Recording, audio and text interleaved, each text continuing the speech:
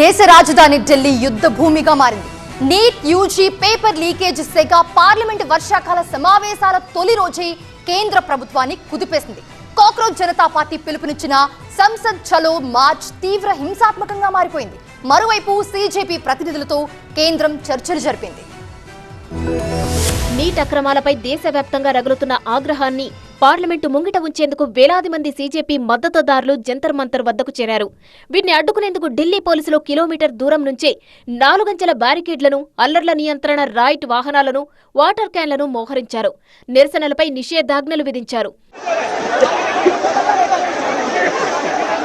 దీంతో పార్లమెంటు ముట్టడికి సీజేపీ చేపట్టిన ర్యాలీ హింసాత్మకంగా మారింది. దాదాపు 8 గంటలకు పైగా ఆందోళనలు కొనసాగాయి. ఈ ఇన్సిడెంట్లో 50 మంది పోలీసులకు గాయాలయ్యాయి. దీంతో సీజేపీ కార్యకర్తలపై ఎఫ్ఐఆర్ నమోదు చేయనున్నారు పోలీసులు. అటు ఈ ఘర్షణల్లో 12 మంది బాలికలతో సహా వందలాది మంది విద్యార్థులు గాయపడగా కొందరు సొమ్మసిల్లి పడిపోయారంటూ సీజేపీ ఆరోపించింది. ఈ మొత్తం ఆందోళనకు కేంద్ర బిందువు పర్యావరణవేత్త సోనం వాంగ్చుక్. నీట్ లీకేజీకి నిరసనగా జూన్ 28న ఆయన ప్రారంభించిన నిరాహార దీక్ష 23వ రోజుకు చేరింది. శనివారమే ఆయన దీక్షను భగ్నం చేసిన పోలీసులు సఫ్దర్జంగ్ ఆసుపత్రికి తరలించారు. ఆసుపత్రిలో సైతం వాంగ్చుక్ తన దీక్షను కొనసాగించారు. వాంగ్చుక్ భార్య గీతాంజలి ఆంగ్మో స్వయంగా రంగంలోకి దిగి పార్లమెంటు మార్చుకు నాయకత్వం వహించారు.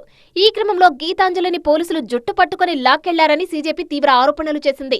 ఈ ఉత్కంఠభరిత పరిణామాల మధ్య కేంద్ర హోంమంత్రి అమిత్ షాతో విద్యాశాఖ మంత్రి ధర్మేంద్ర ప్రధాన్ పార్లమెంటు లోపలే అత్యవసరంగా భేటీ కావడం ప్రాధాన్యత సంతరించుకుంది.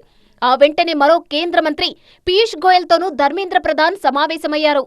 పరిస్థితి తీవ్రతను గమనించిన కేంద్ర ఆరోగ్య శాఖ మంత్రి జేపీ నడ్డా రంగంలోకి దిగారు.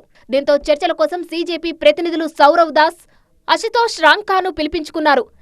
అయితే 10 నిమిషాల పాటు జరిగిన ఈ భేటీలో సీజేపీ 3 ప్రధాన డిమాండ్లను మంత్రి జేపీ నడ్డా ముందు ఉంచింది.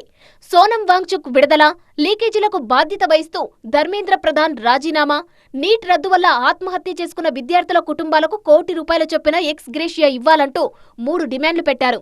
కాకపోతే కేంద్రం నుంచి హామీ రావడంతో కాక్రోచ్ జనతా పార్టీ వ్యవస్థాపకుడు అభిజిత్ దీప్కే దీక్ష విరమించారు.